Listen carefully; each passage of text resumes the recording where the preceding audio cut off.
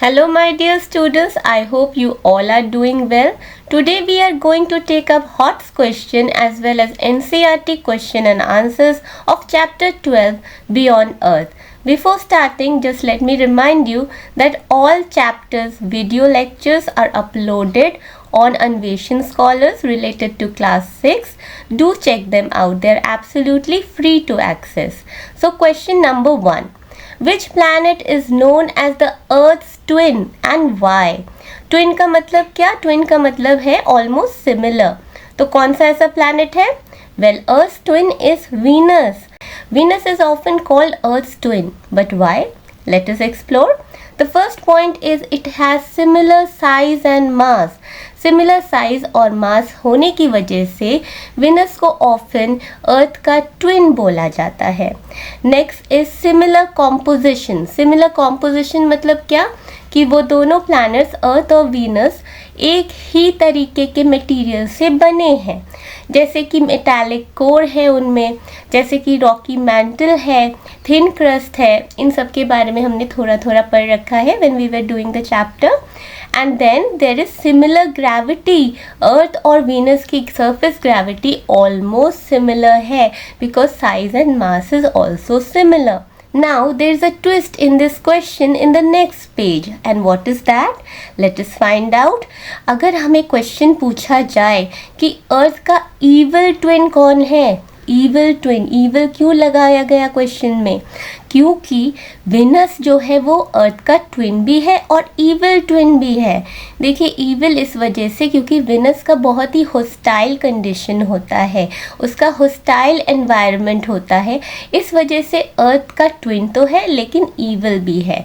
While some physical features are similar, Venus and Earth have drastically different environment. Venus पे आप नहीं रह सकते, अर्थ पे रह सकते हैं, बिकॉज वीनस जो है उनकी कंडीशंस, उसकी कंडीशंस कुछ ऐसी है कि उसमें बहुत सारा run away green house effect होता है. और मैंने पहले भी बताया था कि वीनस पे एक कार्बन डाइऑक्साइड एनवेलप है थिक सा, जो हीट को, सन के हीट को ट्रैप करता है, जिस वजह से वीनस का temperature can reach up to 465 degree Celsius which is so hot that it can melt lead. So you can imagine there is no way that a human being or any living organism can live in that hostile condition. Now the second point is toxic clouds. Toxic clouds of what? Toxic clouds of sulfuric acid. यहाँ पे रहना तो impossible है, isn't it? And then there is drastic atmospheric pressure. इस बारे में आप बाद में पढ़ेंगे डिटेल्स में. एटमॉस्फेरिक प्रेशर अगर सिंपल भाषा में बोलो तो the pressure exerted by the atmosphere, यानी कि जो एटमॉस्फेयर में हमारे गैसेस है उनकी वेट की वजह से भी एक प्रेशर हम पे आता है, और वही प्रेशर हमारी बॉडी से भी एक उसके अगेंस्ट में काम करता है, जिस वजह से दोनों जो प्रेशर है वो बैलेंस आउट हो जाते हैं. इस वजह से वी आर नॉट क्रश्ड. आपने कभी टिन कैन को क्रश किया है कभी? तो अगर टिन कैन को क्रश करते हैं तो आप प्रेशर अप्लाई कर रहे हैं ना. तो अगर हमारी बॉडी में भी एक प्रेशर वर्क नहीं करती against atmospheric pressure to cancel out, to balance out, तो क्या होता, हम भी क्रश्ड हो जाते. अब विनस में क्या है कि 92 टाइम्स एटमॉस्फेरिक प्रेशर है इसका अर्थ के मुकाबले. तो आप समझ सकते हैं कि इस हद तक एटमॉस्फेरिक प्रेशर हो तो हर लिविंग बीइंग क्रश्ड हो जाएगा. तो इस वजह से क्योंकि हॉस्टाइल एनवायरनमेंट है, Venus is often called what? Venus is often called Earth's evil twin. Now question number 2. Question number 2 is differentiate between planet and star. पहले भी बोल चुकी हूँ, कोई भी डिफरेंस बिटवीन के क्वेश्चन में कंपैरिजन टेबल बनाना बहुत ज़रूरी है. तो प्लैनेट एंड स्टार का डिफरेंस सबसे पहले तो ये होगा कि स्टार अपना हीट और लाइट जनरेट करता है, पर प्लैनेट जो है वो रिफ्लेक्ट करता है light from a star. So first point, planet reflects light from a star and star on the other hand it generates its own light and heat, जैसे कि sun. Now, planets are comparatively smaller and lesser massive than stars. जबकि stars they are very massive in size. देखिए सन को ही बोला जाता है it is a dwarf star. Can you imagine? Sun जो है उसका डायमीटर ऑलमोस्ट 109 टाइम्स है देन अर्थ्स डायमीटर, फिर भी सन को डॉर्फ स्टार बोला जाता है. तो आप ये समझ लीजिए कि कितना मैसिव है सन और कितने मैसिव है बाकी सारे स्टार्स प्लैनेट्स के मुकाबले.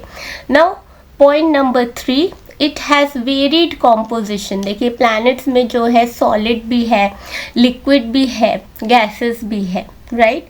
स्टार्स के केस में अगर आप देखिए it is primary made of hot gas, right. Planets में आपका लैंड भी है, वाटर भी है, गैस भी है, but stars are made up of gases primarily. Now point number 4 is very important point कि आप प्लैनेट और स्टार को दूर से देख के ही कैसे पहचान लेंगे. देखिए प्लैनेट जो है वो ट्विंकल नहीं करता है लेकिन स्टार्स ट्विंकल, याद है ना ट्विंकल ट्विंकल लिटिल स्टार. तो स्टार्स जो है वो ट्विंकल करते हैं और प्लैनेट्स ट्विंकल नहीं करते हैं. ये क्यों करते हैं? ये बेसिकली स्टार्स ट्विंकल इस वजह से करते हैं because there is the property of light going through different atmospheric layers. I am not going to discuss it at this level. आगे जाके हम पढ़ेंगे, साथ में अभी बहुत सारा पढ़ना है 6 से लेके 12 तक, है ना. तो आगे जाके हम कभी ना कभी डिस्कस करेंगे कि स्टार्स ट्विंकल क्यों करते हैं. नाउ पॉइंट नंबर 5, प्लैनेट्स जो है वो ऑर्बिट करते हैं एक स्टार को इन एन इलिप्टिकल पाथ. कहने का क्या मतलब है? जैसे कि प्लैनेट्स जो है वो सन को ऑर्बिट करते, सन के चारों ओर घूमते हैं. इलिप्टिकल मतलब एक ओवल पाथ में. आपने देखा होगा जो ऑर्बिट है वो गोल नहीं है, पूरा ओवल है थोड़ा सा. स्टार्स जो है वो ऑर्बिट नहीं करते हैं दूसरे स्टार्स को. I hope the points are clear to you. तो आप एक स्क्रीनशॉट ज़रूर ले सकते हैं इसका कि प्लैनेट और स्टार में क्या डिफरेंस है. Now we are moving on to question number 3. So how can you tell Venus and Sirius apart, both being very bright objects in the sky? देखिए Sirius is a star. You know Sirius is the brightest star. Venus on the other hand is a planet, right? Now planet और star को अगर आपको differentiate करना है in the night sky, सबसे important है वो स्टार और प्लैनेट का पोजीशन कहाँ है, पहले तो ये चेक करना है. विनस जनरली हॉराइजन के करीब दिखता है ईस्ट में जबकि सनराइज होती है तब, और वेस्ट में जब सनसेट होता है. और सीरियस क्या है, वो सडन स्काई में दिखता है. तो you have to first do what, you have to first track the location.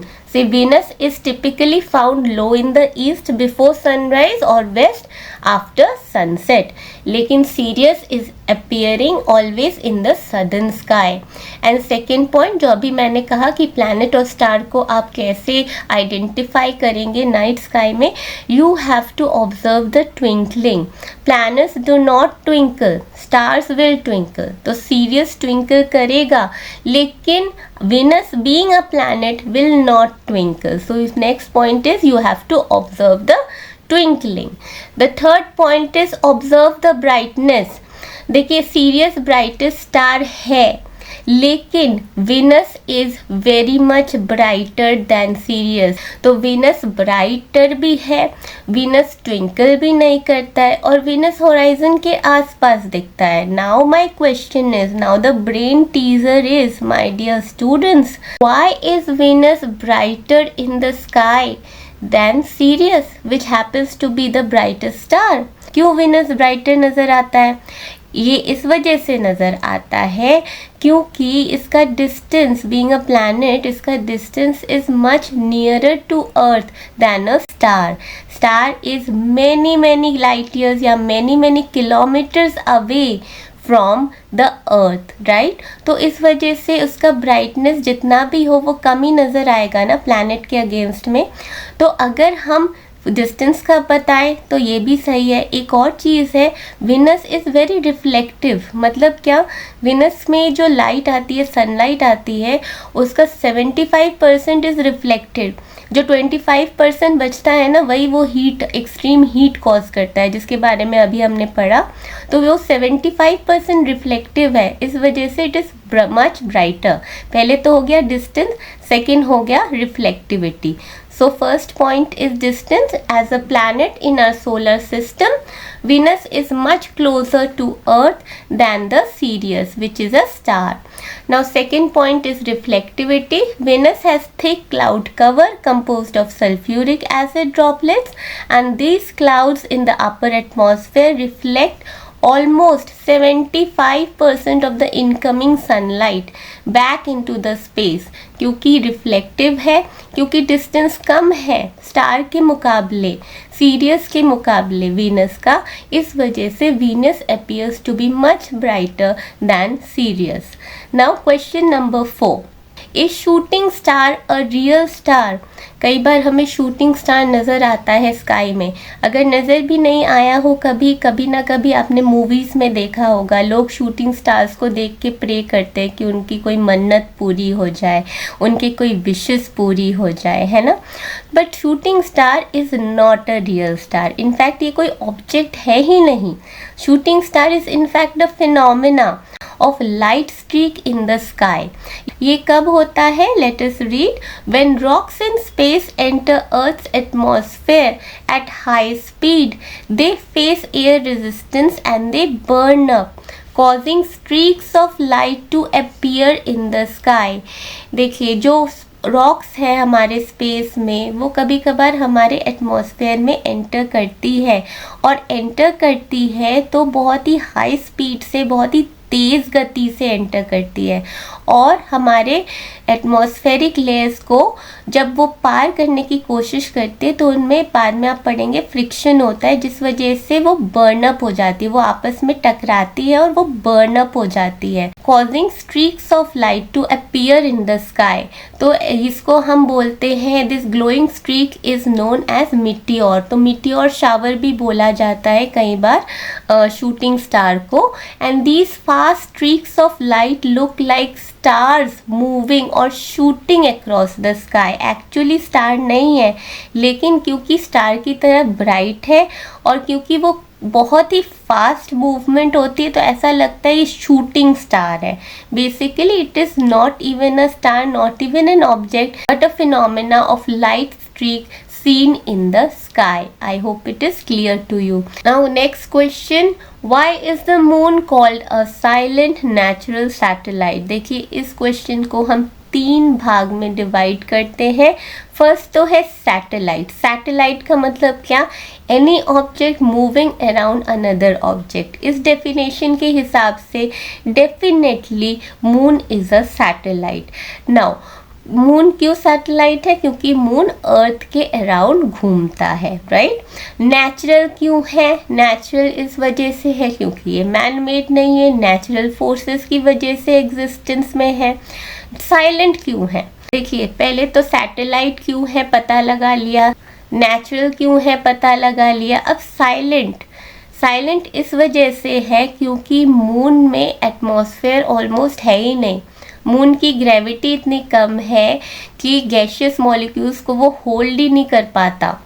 इसका थिन एग्जोस्फेयर है, तो इस वजह से क्या होता है, क्योंकि गैशियस मॉलिक्यूल्स को वो होल्ड नहीं कर पाता, साउंड को एक मीडियम चाहिए। तो क्या होता है, मीडियम नहीं मिल पाता साउंड को ट्रैवल करने के लिए, तो इस वजह से साइलेंट है। मतलब मून पे आप बोलोगे तो कुछ सुनाई नहीं देगा, है ना।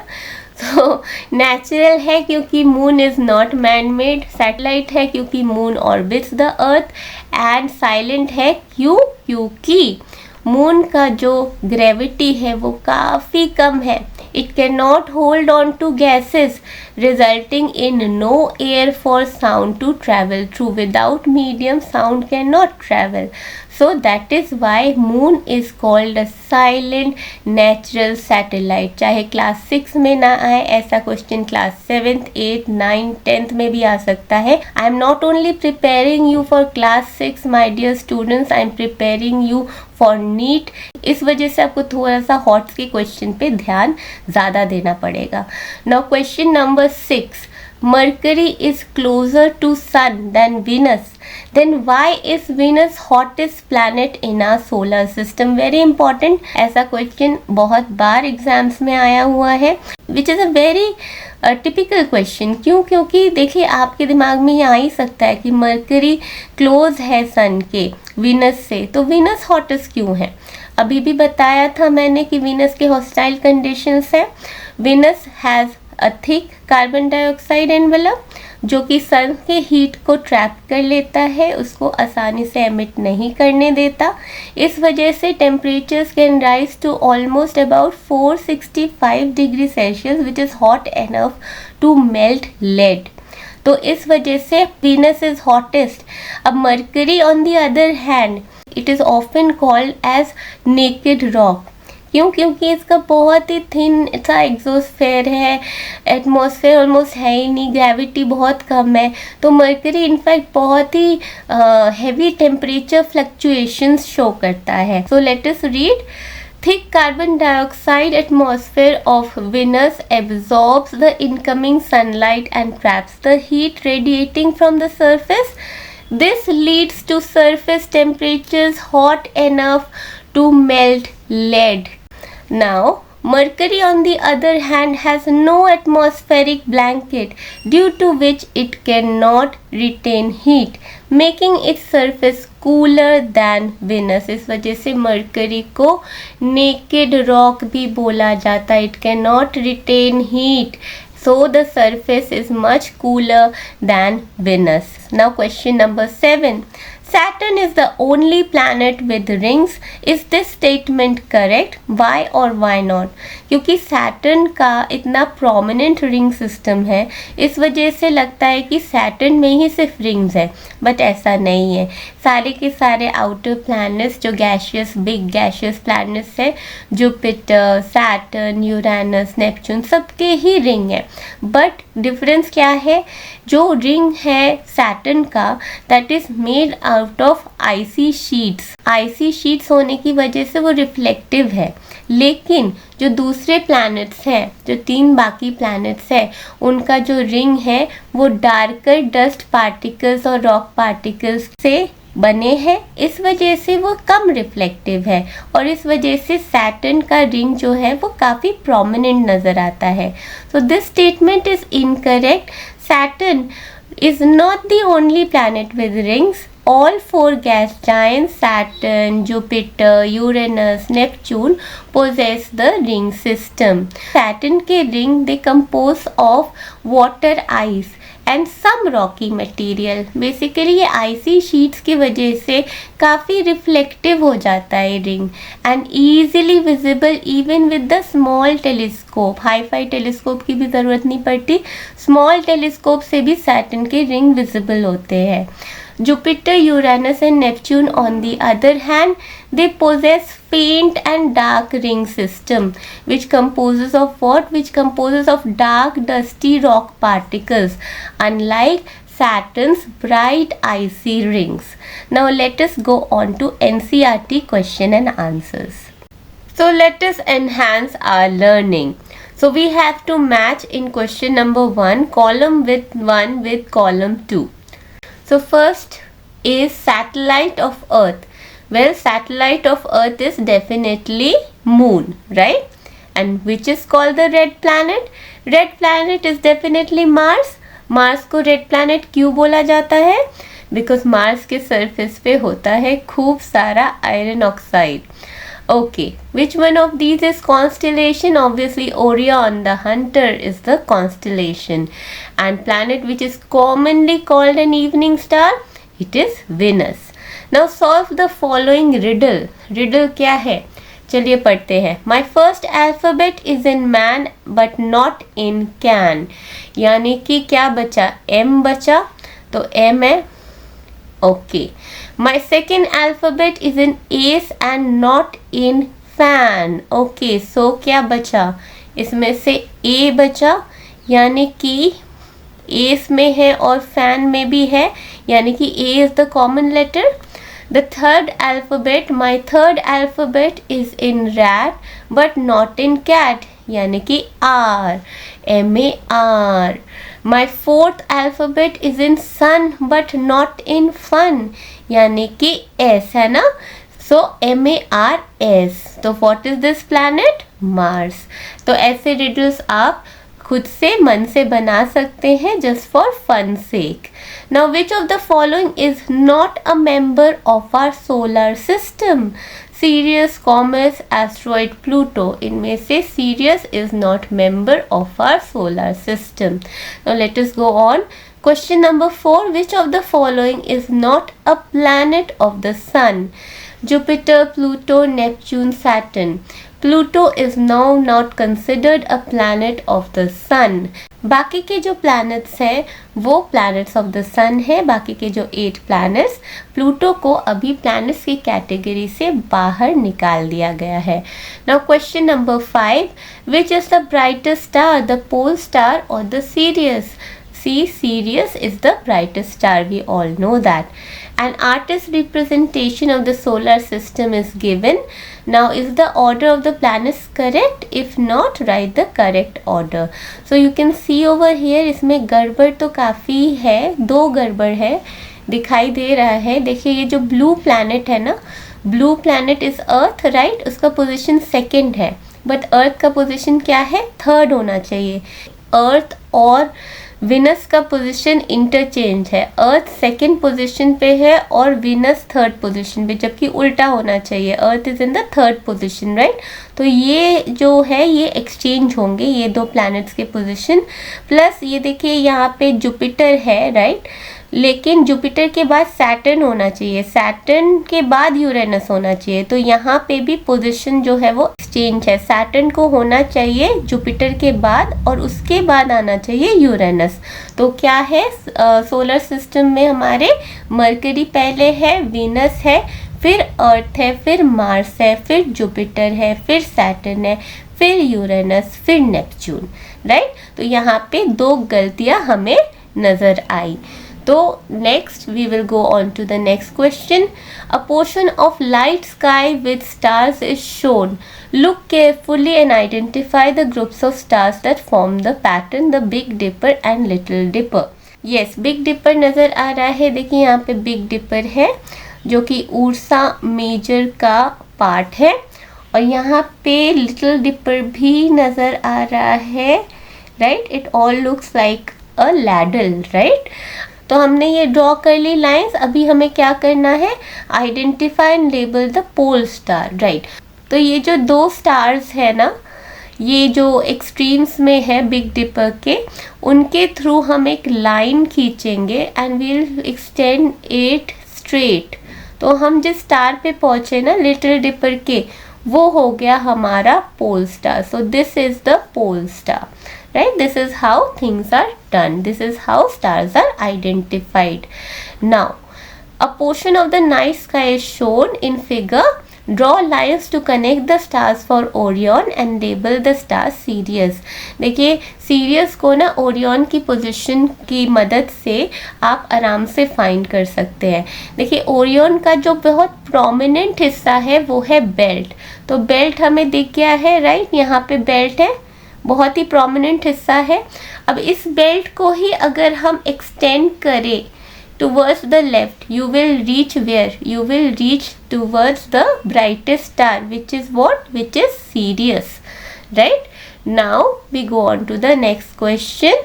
You can see stars fading away at dawn and appearing at dusk. During the day we do not see the stars. Explain why. Very easy question. During the day it is because of the bright sunlight that we cannot see the stars. Now question number 10. During a clear night, try to observe the Big Dipper 3 to 4 times at an interval of 2 to 3 hours. Also try to locate the pole star each time. It is easy to locate the pole star, you know, all know that. Now does the Big Dipper appear to move? देखिए जो stars है ना, they are moving. They appear to be stationary, क्योंकि उनकी movement हमारे human life span में trace कर पाना इज़ नॉट पॉसिबल. तो क्या है कि हम भी तो मूव कर रहे हैं. The Earth is also rotating, so the Big Dipper appears to be rotating anti clockwise. It shifts its position anti clockwise every 24 hours. तो इस वजह से बिग डिपर हमें अपियर करेगा मूव करते हुए around the pole star. Now question number 11. Think about the night sky and write a poem or a story on it. So it is for your fun sake. You can think about the night sky and write a nice poem about it in your free time. Best of luck students for your exams and happy learning. Bye bye.